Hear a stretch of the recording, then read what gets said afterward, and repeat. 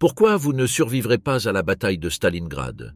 Sur les rives de la Volga, la puissante 6e armada allemande s'est retrouvée prise dans une mer de violence et de désespoir. Ce qui a commencé comme une offensive audacieuse pour capturer une ville stratégique s'est transformé en un test que peu de gens auraient pu imaginer. Alors que les lignes soviétiques se refermaient, comme un nœud coulant autour des forces allemandes, l'hiver russe a commencé à faire des ravages. Sans ravitaillement ni renfort, les soldats en étaient réduits à une lutte désespérée pour leur survie. La faim, le froid et la menace constante de mort ont transformé les soldats autrefois fiers en l'ombre d'eux-mêmes. La capitulation de février 1943 n'apporta aucun soulagement, seulement une nouvelle phase de souffrances inimaginables pour les capturés.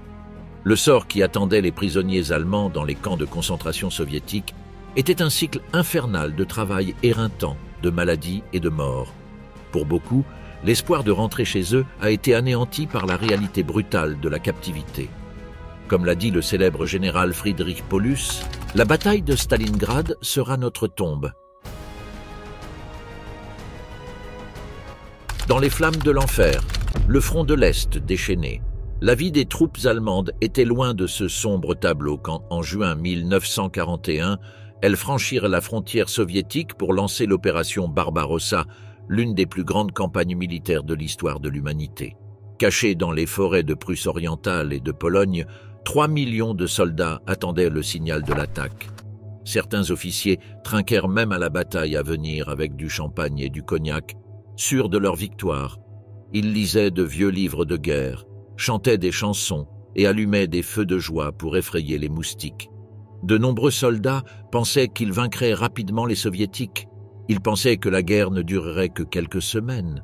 Ils se souviennent des victoires faciles en Pologne et en France qui ont renforcé leur confiance. Leurs dirigeants leur avaient assuré qu'ils n'auraient pas à se soucier des quartiers d'hiver. À 3h15 du matin, le 22 juin, l'attaque commença. Des bombardements d'artillerie et des frappes aériennes ont frappé les positions soviétiques. Les troupes allemandes traversèrent des rivières et prirent des ponts avant que les gardes soviétiques ne puissent réagir. Les Stuka ont bombardé les parcs de chars et les casernes soviétiques. Les divisions de panzer avançaient pour encercler et piéger l'ennemi. L'infanterie allemande, poussée par la croyance en sa force et en sa vitesse, avança sur le territoire soviétique avec beaucoup d'espoir et de détermination. Leur objectif était de capturer le cœur de la Russie, les villes de Leningrad et de Moscou. En fait, l'attaque allemande a été impressionnante, dépassant toutes les attentes. La Luftwaffe a acquis la supériorité aérienne en détruisant 3000 avions soviétiques dans les premiers jours.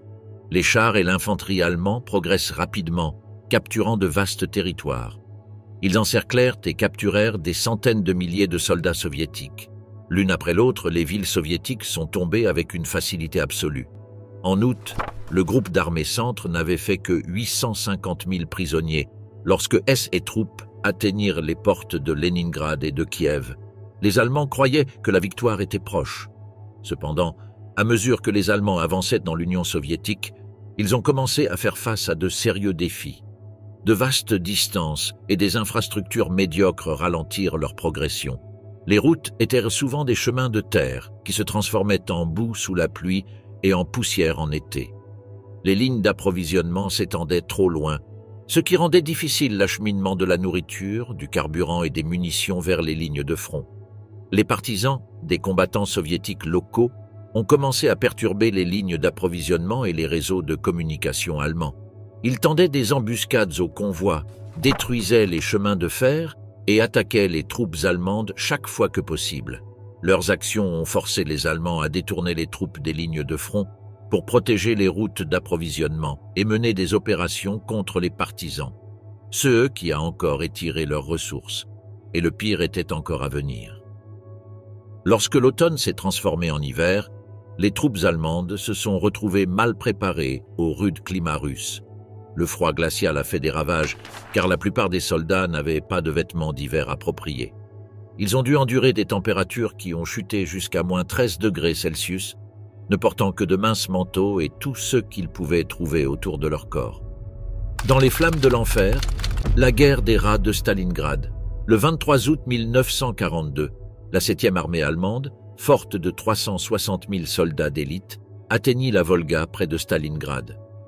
Cette nuit-là, des centaines de bombardiers allemands ont lancé une attaque massive sur la ville. Les bombardements ont frappé Stalingrad avec des vagues de bombes, créant un paysage infernal de feu et de fumée. D'importants gisements de pétrole dans la zone industrielle le long des rives de la Volga ont été touchés et ont pris feu. Des tonnes d'huile brûlante ont volé dans la Volga, mettant le feu à toute sa surface. Il n'y avait pratiquement pas un morceau de terre ou d'eau à Stalingrad qui n'ait pas été englouti par les flammes. Les bombardements incessants ont continué pendant des semaines, ne laissant aucun bâtiment indemne, absolument aucun. Des maisons, des usines et des écoles ont été détruites ou, au mieux, gravement endommagées. Les rues et les trottoirs étaient couverts de débris et de débris. Le ciel était rempli de fumée et l'air était épais de l'odeur des bâtiments et des corps brûlés. Près de 40 000 personnes ont été tuées et 150 000 blessés dans les bombardements. Les survivants se sont réfugiés dans les sous-sols et les égouts, essayant d'échapper au carnage à la surface. Pour les habitants de Stalingrad, les bombardements constants étaient un cauchemar. Les attaques incessantes ont créé un sentiment de peur et d'impuissance. Les civils vivaient dans une terreur constante, ne sachant pas s'ils survivraient à la prochaine frappe aérienne. Ils ont eu du mal à trouver de la nourriture et de l'eau potable. Ils buvaient dans des tuyaux cassés et recueillaient l'eau de pluie. Les rues étaient jonchées de décombres, ce qui rendait difficiles les déplacements. Des civils ont risqué leur vie à la recherche de produits de première nécessité. Les soldats soviétiques dans la ville ont fait face aux mêmes horreurs, mais malgré cela, ils étaient déterminés à défendre la ville. Les attaques allemandes visaient à briser leur esprit, mais au lieu de cela, la détermination des soldats à résister a été renforcée. Ils ont utilisé les ruines de la ville pour créer des positions défensives, transformant Stalingrad en une forteresse de décombres. La destruction de la ville a transformé Stalingrad en un champ de bataille inhabituel dans lequel les soldats devaient se battre dans des espaces restreints à l'intérieur des ruines de la ville. Les Allemands appelaient cette forme de guerre Rattenkrieg ou guerre des rats. Alors que la ville entière était transformée en un paysage de bâtiments détruits, de chars brûlés et de décombres, les combats sont devenus épuisants. Les soldats ont dû se battre rue par rue et même pièce par pièce. Les soldats allemands ont trouvé ce combat de maison en maison particulièrement désorientant sur le plan psychologique. Ils étaient habitués aux batailles en plein champ, pas aux combats dans des espaces restreints. L'ennemi se cachait n'importe où dans les sous-sols, derrière les murs, dans les décombres des véhicules, partout. Les soldats ne savaient jamais d'où viendrait la prochaine attaque, ce qui créait un état constant de peur et de tension. Les soldats soviétiques étaient habiles au camouflage, ce qui les rendait difficiles à repérer. Ils mettent en place des embuscades depuis des sous-sols et des bunkers cachés.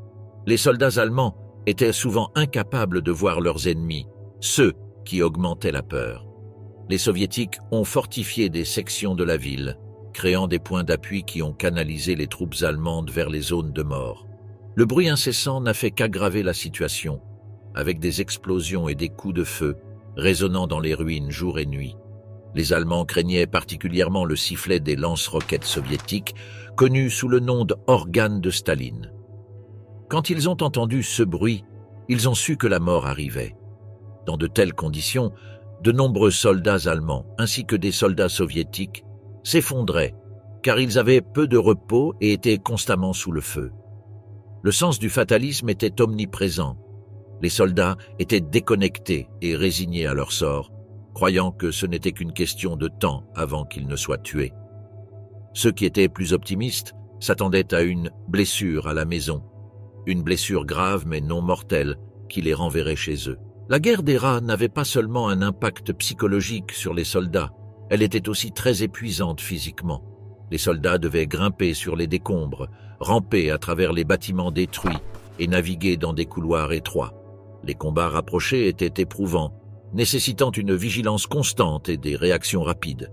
Les soldats détestaient ce type de combat, car il était sale, chaotique et terrifiant. L'absence de lignes de front clair rendait difficile de savoir qui contrôlait quelle partie de la ville. Le combat était basé sur l'utilisation de grenades, de mitrailleuses et de couteaux. Des escouades d'assaut, souvent composées de seulement 6 ou 8 hommes, armés de ces armes, chargeaient sur les positions ennemies, souvent sans se douter de la force de l'ennemi qui les attendait. Dans les situations où le côté opposé offrait trop de résistance, des lance-flammes étaient utilisées. Ces armes terrorisaient à la fois les utilisateurs et leurs cibles. Un environnement chaotique n'a fait qu'ajouter à la misère. La ville était pleine de fumée et de poussière. Les soldats combattaient souvent dans l'obscurité totale, s'appuyant sur des fusées éclairantes et des projecteurs. Ils rampaient dans les égouts et les tunnels, ne sachant pas si l'ennemi les attendait au coin de la rue. L'odeur de la mort était partout, et les rats se nourrissaient de cadavres dans le No Man's Land. L'enfer sur la Volga, la bataille du Kourgan-Mamaïev et de la maison de Pavlov. Le fait que la bataille de Stalingrad devienne l'un des chapitres les plus terrifiants de la Seconde Guerre mondiale était évident dès les premiers mois de la bataille, qui a duré 6 mois. Les combats les plus violents ont eu lieu en septembre, lorsque les forces allemandes ont pris le contrôle de la majeure partie de la ville. La bataille du Kourgan et Mamaïev fut particulièrement féroce et sanglante. Cette colline qui apparaît sur les cartes militaires sous la forme hauteur 102.0 était un point critique pour les forces soviétiques et allemandes. Les Allemands attaquèrent d'abord et parvinrent à capturer le sommet le 13 septembre. Ce terrain élevé leur offrait une vue dégagée sur la ville et la Volga. Cependant, pour la même raison, les forces soviétiques étaient déterminées à le reprendre. Malgré une position allemande bien défendue, les soviétiques lancent une attaque le 16 septembre. Il est intéressant de noter qu'ils prévoyèrent d'attaquer en plein jour. L'attaque était prévue pour 9 heures du matin, prenant les Allemands par surprise. Cependant, tout semblait mal tourner pour les soviétiques. Leur soutien d'artillerie était insuffisant et la brigade de chars attendue ne comprenait que 4 chars défectueux. Des centaines de gardes soviétiques chargeant sur la colline ont été complètement exposés aux bombardements et à l'artillerie allemand. Ils mouraient en masse, mais avançaient toujours contre un ennemi bien retranché.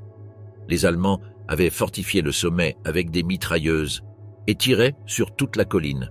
La bataille est devenue un affrontement entre la détermination soviétique à défendre la patrie et la détermination allemande à résister et à tuer autant de soviétiques que possible. Miraculeusement, les soviétiques ont réussi à atteindre le sommet de la colline. En lançant des grenades et en s'engageant dans un combat brutal au corps à corps avec les Allemands, ils ont réussi à le conquérir au prix de nombreuses pertes. Ivan Chilaev, coordinateur de l'artillerie soviétique, se souvient des combats féroces et chaotiques pour la colline. Les soldats se frappaient à coups de crosses de fusil et se poignardaient à la baïonnette. Le sommet de la colline était couvert de sang et de cadavres, mais le drapeau rouge a été hissé pour annoncer la victoire soviétique. Malheureusement pour les hommes des deux côtés, le Kourgan-Mamaïev et la gare voisine étaient sur le point de devenir des scènes de bataille encore plus féroces, alors que les soviétiques tentaient de repousser les Allemands loin de la Volga et que les Allemands tentaient de reprendre la colline. À la fin de la journée, sur les 10 000 soldats de la 3e division de fusiliers de la garde soviétique qui ont attaqué la colline, seul un petit nombre a survécu. Les autres ont laissé leurs os sur les pentes de la colline. Le 27 septembre, après avoir lancé plus d'une centaine d'assauts sur la colline, les Allemands reprennent le sommet. Cependant, les Soviétiques ont réussi à maintenir leur position sur le versant oriental. L'horreur de Mamaïev-Kourgan a duré jusqu'à la fin de la bataille. À la fin de la bataille, le relief de la colline avait complètement changé. Les pentes abruptes de la colline avaient été aplaties par des mois de bombardements intenses et d'artillerie. Au printemps suivant, la colline restait noire car aucune herbe ne poussait sur son sol brûlé. À ce jour, le Kourgan-Mamaïev reste un symbole de la sévérité et de l'horreur de la bataille de Stalingrad. À moins de 3 kilomètres de la colline se trouvait un autre champ de bataille qui, bien que beaucoup plus petit, symbolisait la férocité des combats à Stalingrad. Ce petit champ de bataille était limité à un seul bâtiment, la maison de Pavlov. À l'intérieur de ce bâtiment résidentiel capturé par le sergent junior Yakov Fedotovitch Pavlov et son escouade, les Soviétiques ont décidé de créer une forteresse, car elle avait une bonne vue sur les environs. Une patrouille de 31 hommes organise un périmètre défensif en plaçant des barbelés et des mines autour de la maison. Des mitrailleuses et des fusils anti-chars ont été placés à côté des murs endommagés, tandis qu'un observateur était positionné dans le grenier pour diriger les tirs d'artillerie. La forteresse de Fortune est devenue le théâtre d'une bataille brutale pendant les 58 jours suivants. au cours desquelles les Allemands ont constamment pris d'assaut la maison, parfois 2 fois par jour. Chaque attaque allemande était précédée de bombardements d'artillerie, au cours desquels les défenseurs soviétiques cherchaient refuge dans le sous-sol, ne laissant que des observateurs et des positions aux étages supérieurs. Dès que le bombardement cessa, ils se précipitèrent vers leur position pour engager les troupes allemandes avec une puissance de feu dévastatrice de leurs mitrailleuses. Pendant près de 2 mois entiers, avec peu de nourriture et de munitions, dans un bâtiment à moitié détruit par des bombardements intensifs, un groupe de soldats et de civils cachés dans le sous-sol ont réussi à résister à une force allemande beaucoup plus importante. Les soldats restèrent dans le bâtiment jusqu'au 25 novembre, date à laquelle ils se retirèrent dans la nuit pour soutenir la contre-offensive lancée par l'armée rouge. Ils ont laissé un bâtiment à peine debout, avec des centaines de cadavres d'Allemands à sa porte. Sortis de nulle part, les maîtres invisibles des tireurs d'élite de Stalingrad. La vie à Stalingrad pendant la bataille n'avait que peu ou pas de valeur. Des gens mouraient tous les jours, que ce soit sur les pentes du Kourgan Mamayev ou dans les ruines de nombreux bâtiments. La mort était omniprésente, même lorsque les soldats n'étaient pas au combat, qu'ils n'étaient pas bombardés ou mitraillés. Aucun soldat n'a été autorisé à se détendre ne serait-ce qu'une minute, car chaque faux mouvement était observé à travers le viseur des tireurs d'élite ennemis. La guerre des tireurs embusqués à Stalingrad était une autre dimension du conflit impitoyable qui s'est déroulé dans la ville. La ville était un labyrinthe de bâtiments en ruine, de tunnels et de tranchées, ceux qui en faisaient un champ de bataille parfait pour les tireurs d'élite. Ils permettaient aux tireurs d'élite de s'approcher des positions ennemies à une très courte distance. Pour se fondre dans leur environnement, les tireurs d'élite allemands portaient des vêtements de camouflage. Ils portaient des tuniques et des bonnets de campagne qui pouvaient être recouverts de filets ou de feuillage. Lorsque l'hiver arrivait, les tireurs d'élite fabriquaient leur propre camouflage et équipements d'hiver, car ils devaient rester à la fois au chaud et cachés pour survivre. Ils opéraient généralement par paires, l'un utilisant un périscope et l'autre se reposant. Les tireurs embusqués sont restés debout pendant des heures, attendant une cible. Le combat s'est déroulé principalement à de courtes distances, en dessous de 300 mètres. Les tireurs d'élite allemands étaient rapides et précis. Ils travaillaient souvent en avant de leur propre ligne et visaient les soldats ennemis à la fois pendant les attaques et dans les moments de pause entre eux. Quand ils en ont vu un, ils ont visé et tiré. Chaque tir était l'occasion d'éliminer l'ennemi. La préférence a été donnée aux officiers car leur perte créerait de la confusion et briserait la chaîne de commandement. Parfois, ils pouvaient même arrêter l'attaque. Très souvent, les tireurs embusqués visaient à blesser plutôt qu'à tuer, sachant que les cris des blessés démoraliseraient l'ennemi.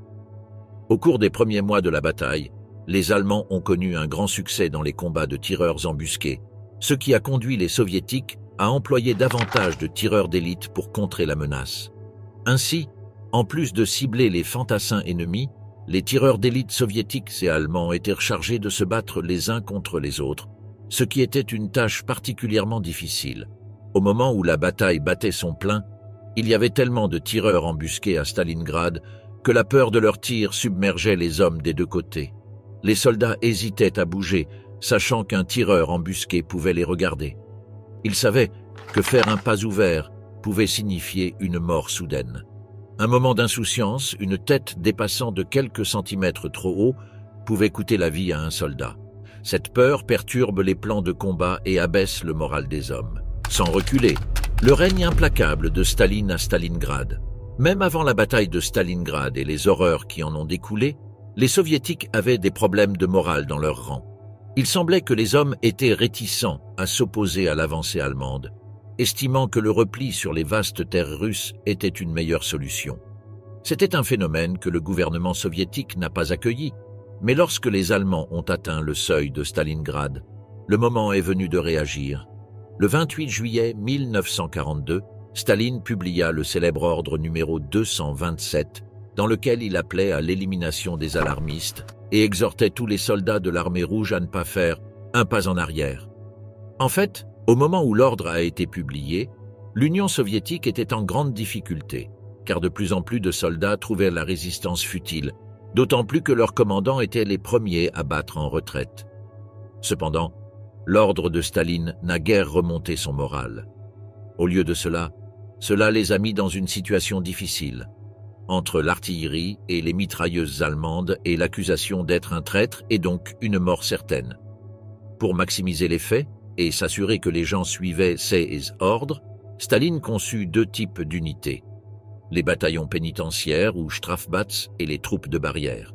L'introduction des Strafbatz était le principal effort pour rétablir la discipline dans l'armée rouge infestée de panique. Ces unités étaient composées d'officiers et de soldats disgraciés et condamnés sous l'ordre numéro 227, qui ont été rétrogradés et affectés à ces bataillons. En novembre 1942, les soviétiques normalisent les unités pénitentiaires soviétiques. Les bataillons pénitentiaires étaient composés de 360 hommes, commandés par des officiers moyens et supérieurs et des officiers politiques. Les compagnies pénitentiaires, au nombre de 100 à 150 hommes, étaient dirigées par des sergents et des soldats.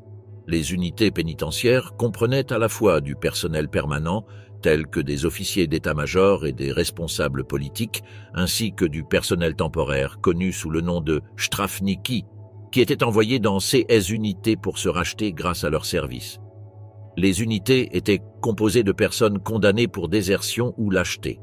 Les condamnés pouvaient voir leur peine commuée et réaffectée à des unités régulières s'ils étaient blessés au combat ou s'ils accomplissaient des actes héroïques.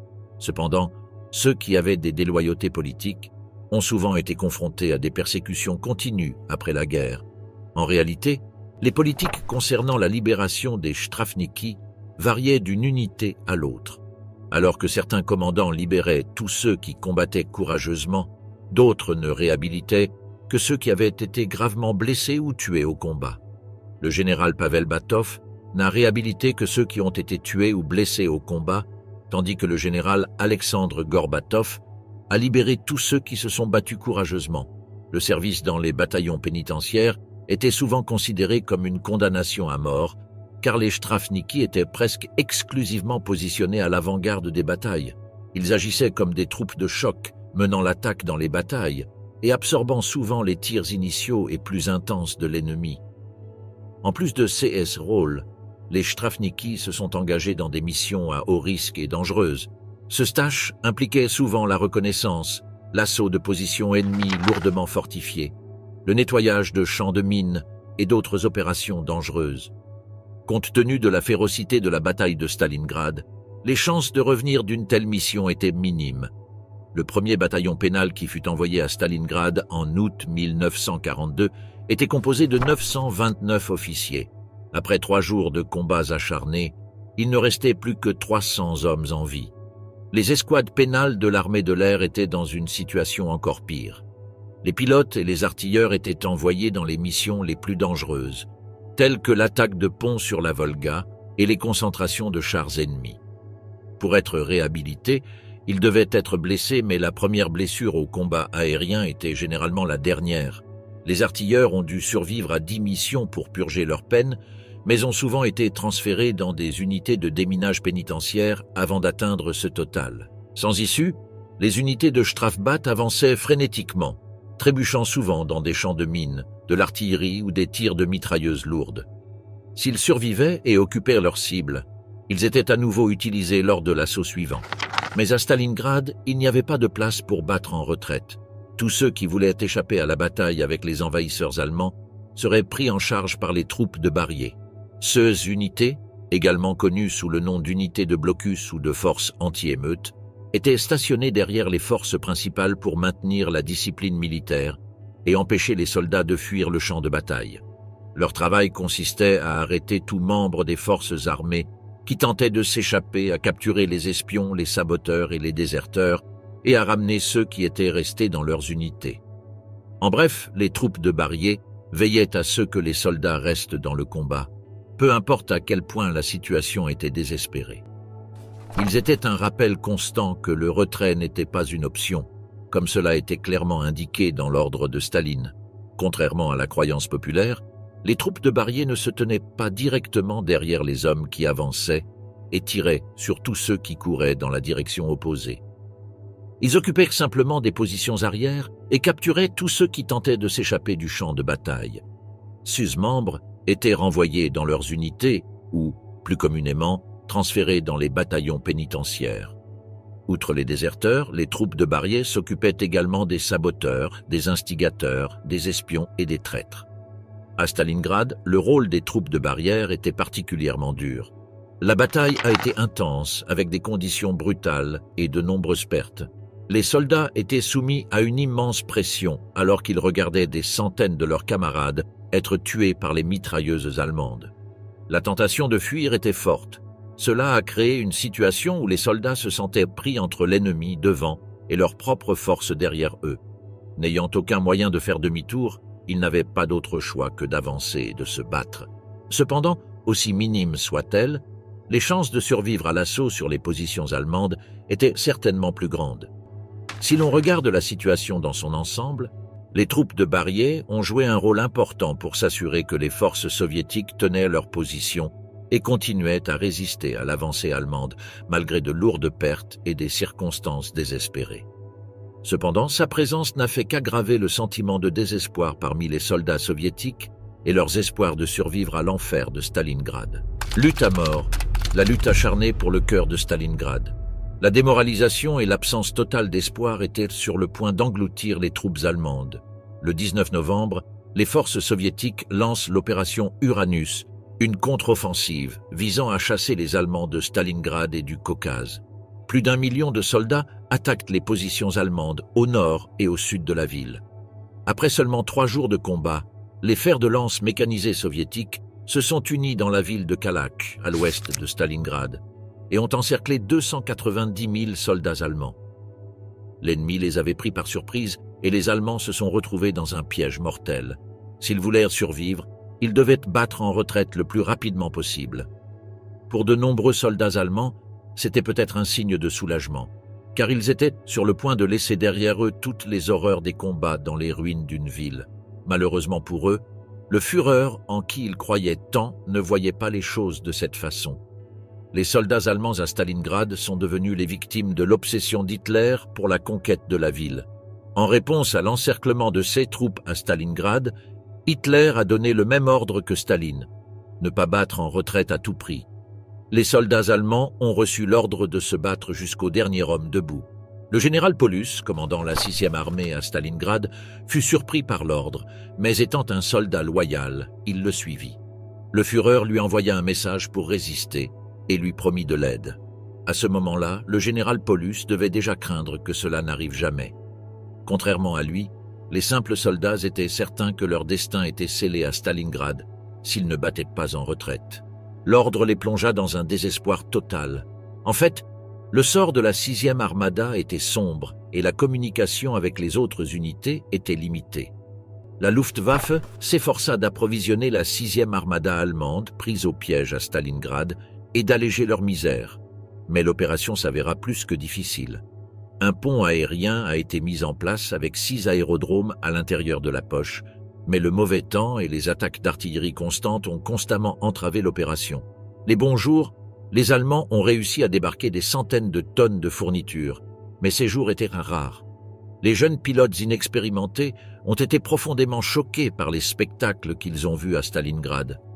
Les blessés attendaient sur la piste d'évacuation, entourés de piles de corps gelés.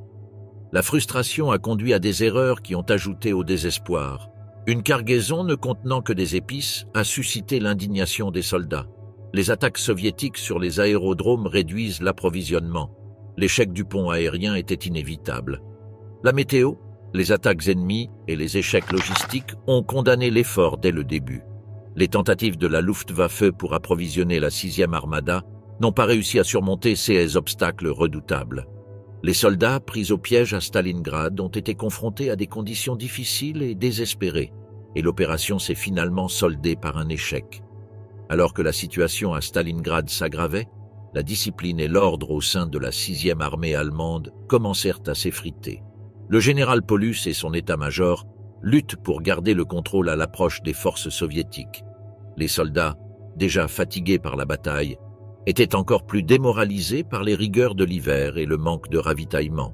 La communication était mauvaise, et les troupes encerclées se sentaient de plus en plus isolées. Certains officiers, comme le général von Seydlitz, désobéissent aux ordres et ordonnent à ces hommes de brûler leurs provisions et de battre en retraite. Cela a conduit à un chaos encore plus grand lorsque l'armée rouge a attaqué les troupes allemandes en retraite. À l'intérieur de la zone clôturée, la discipline a continué à s'éroder. Les soldats étaient découragés par le manque de fournitures et les conditions difficiles qu'ils enduraient. La promesse d'aide d'Hitler a commencé à sonner creux à mesure que les jours se transformaient en semaines. Les soldats ont commencé à se rendre compte que l'aide promise n'arriverait jamais. Le moral des troupes s'effondre. Beaucoup se sont sentis abandonnés et trahis par leurs dirigeants. La 6e armada était encerclée et les forces soviétiques resserraient leur encerclement. L'effondrement de l'ordre était évident dans le comportement des troupes. Il a été signalé que des soldats pillaient et cherchaient de la nourriture. Certains agents ont eu du mal à imposer la discipline, tandis que d'autres, tout aussi découragés, ont fermé les yeux. La machine militaire allemande, autrefois redoutable, n'était plus que l'ombre d'elle-même, paralysée par le manque de ravitaillement, des conditions difficiles et un moral bas. Les rumeurs se sont rapidement répandues et le sentiment de désespoir a grandi. Le slogan « Résistez, le Führer va nous faire sortir » a perdu son sens lorsqu'il est devenu clair que les soldats allemands étaient seuls. Le désespoir a conduit certains à envisager la reddition, mais la peur des représailles a empêché beaucoup d'exprimer ouvertement cette pensée. Sachant que la reddition était inévitable, de nombreux soldats ont été confrontés à une crise morale et psychologique. Ils étaient déchirés entre le devoir de se battre et l'instinct de survie. Ce conflit interne détériore encore l'unité et la discipline de la 6e armada. Alors que les forces soviétiques poursuivaient leur avancée incessante, le sentiment de malheur parmi les troupes allemandes était palpable. L'emprise de l'hiver, la lutte gelée pour Stalingrad, puis vint l'hiver, un allié séculaire du peuple russe. Les conditions de vie des soldats allemands à Stalingrad sont devenues extrêmement dures. Ils ont dû endurer le froid glacial en vivant dans des abris de fortune qui offraient peu de protection. Le sol était solidement gelé, ce qui rendait presque impossible de creuser des tranchées appropriées. Même avec les incendies, la terre s'est à peine ramollie pour creuser. La pénurie de bois aggrave la situation, car il n'y a pas assez de matériaux pour construire des abris adéquats. Les maisons en bois près des lignes de front ont été rapidement démantelées par les soldats qui avaient désespérément besoin de bois. Pour aggraver les choses, de nombreux soldats n'avaient pas reçu de vêtements d'hiver adéquats. Comme l'hiver était impitoyable, ils ont été contraints d'improviser en utilisant des uniformes soviétiques et des vêtements civils. Les tuniques sans boutons, les pantalons amples rembourrés et les doudounes étaient très appréciés pour leur chaleur. Les casques d'acier sont devenus des compartiments de congélation dans le froid et ont dû être doublés de bandages, d'écharpes et même de bandages pour les pieds. Certains soldats tuaient des chiens errants pour fabriquer des gants de fourrure. D'autres essayaient de fabriquer des tuniques en peau de cheval, mais celles-ci étaient souvent grossières et inconfortables. Les conditions de vie des soldats à l'extérieur de la ville dans la steppe étaient encore plus brutales. Les soldats dormaient dans des trous dans le sol recouverts de bâches. Les infections se propagent rapidement, la dysenterie devenant un problème majeur. Les infestations de poux de tête étaient répandues. Les soldats pouvaient trouver des centaines de poux sur leurs casques.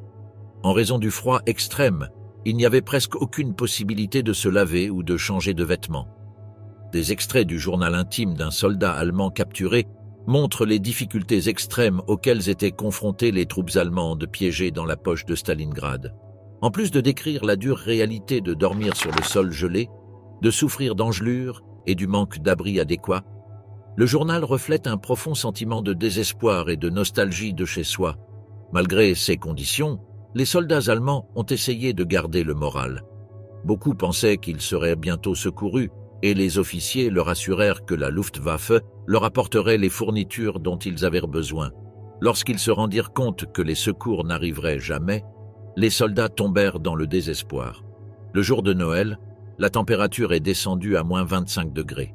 Le champ de bataille était complètement recouvert de neige. Les aumôniers célébraient des messes en plein air ou des communions dans la neige au son des toiles de tente qui flottaient et bruissaient au vent. L'esprit de Noël a offert un certain réconfort aux soldats allemands, mais pas aux 300-500 prisonniers de guerre soviétiques. En raison du manque de fournitures, ils n'ont pratiquement pas reçu de nourriture. Ils mouraient en masse, parfois même 20 par jour.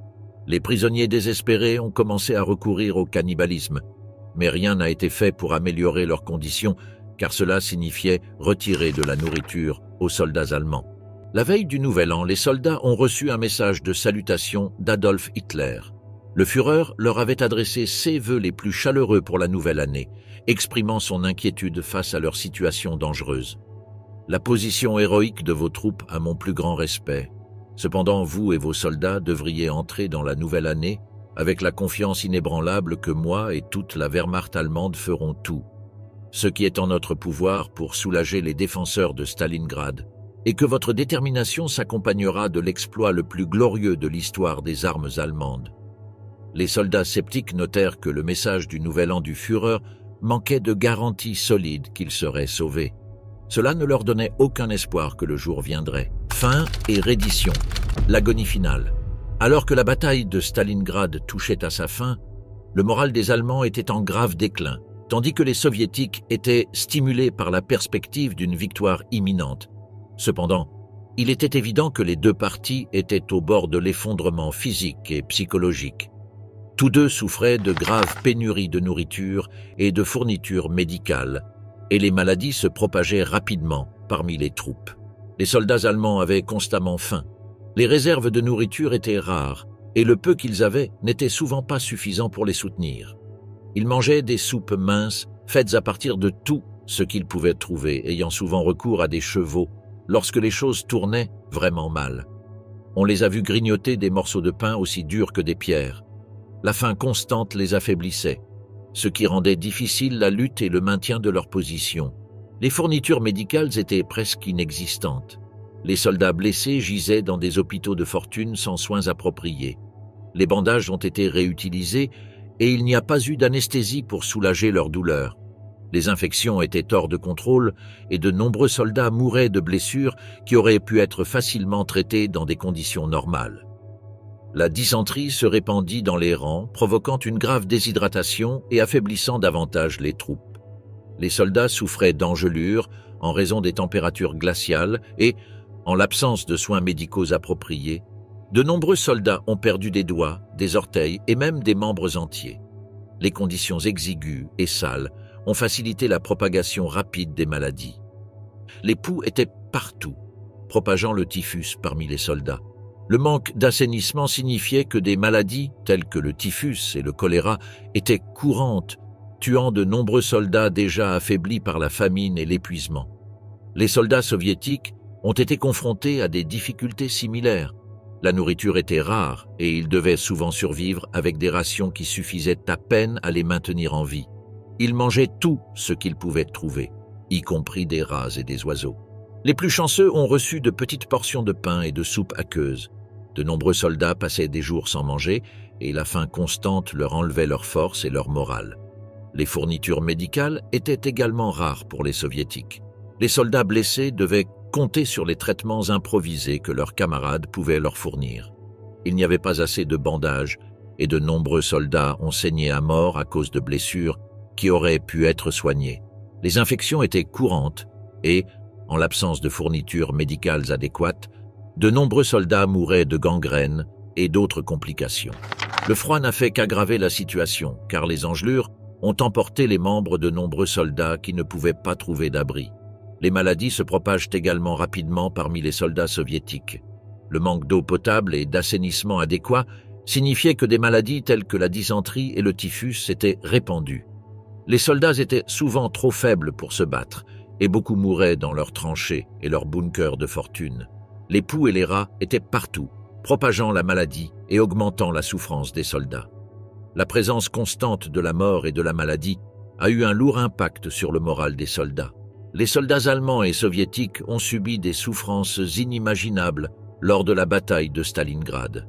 Le manque de nourriture, de fournitures médicales et la menace constante de la maladie ont transformé leur vie en cauchemar. Ils se sont battus non seulement contre l'ennemi, mais aussi contre la faim, la maladie et le froid brutal. Les conditions de vie désespérées les affaiblissent et les démoralisent, mais ils continuent à se battre, poussés par l'espoir de survivre et le désir de protéger leurs camarades. Les derniers jours à Stalingrad ont été terribles. Il y avait des milliers de cadavres et de nombreux soldats blessés qui mouraient dans les rues parce que les hôpitaux étaient surpeuplés. En fin de compte, ce sont les Allemands qui ont succombé les premiers à une situation aussi désespérée. Les horreurs qu'ils ont subies les ont amenés à ignorer même les ordres de leur Führer. Après des mois de combats acharnés, de froid extrême et de famine, les Allemands ont fait face à l'inévitable. Le 31 janvier 1943, Paulus décida de se rendre aux Soviétiques. C'était la première fois qu'un maréchal allemand se rendait dans l'histoire. Il fut suivi en captivité par 91 000 de ses hommes. Du champ de bataille au goulag, la dure réalité de la vie en captivité. Pour la plupart des Allemands, la capitulation était un mélange de malheur et de soulagement. Ils étaient au bord de la victoire à Stalingrad, mais ils ont fini par s'agenouiller.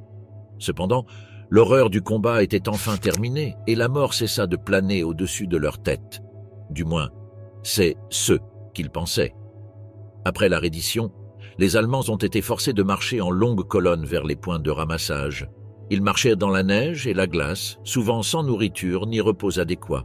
Les marches étaient dures, avec peu d'abris et des températures glaciales. Beaucoup d'hommes étaient affaiblis par la faim et l'épuisement. Au point de rassemblement, les prisonniers allemands sont restés debout pendant des heures dans le froid, attendant d'être traités. Ils ont été fouillés et tout ce qui avait de la valeur leur a été pris. De là, ils ont marché vers des zones de contrôle telles que Barboukine et Bolrosovka. Les routes étaient difficiles et de nombreux hommes étaient à la traîne. Ceux qui ne pouvaient pas suivre étaient battus ou laissés à eux-mêmes dans la neige. Dans les zones de détention, les prisonniers allemands étaient confrontés à des conditions terribles.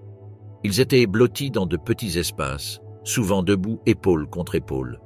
Dans une tranchée, 60 hommes étaient si à l'étroit que personne ne pouvait s'asseoir.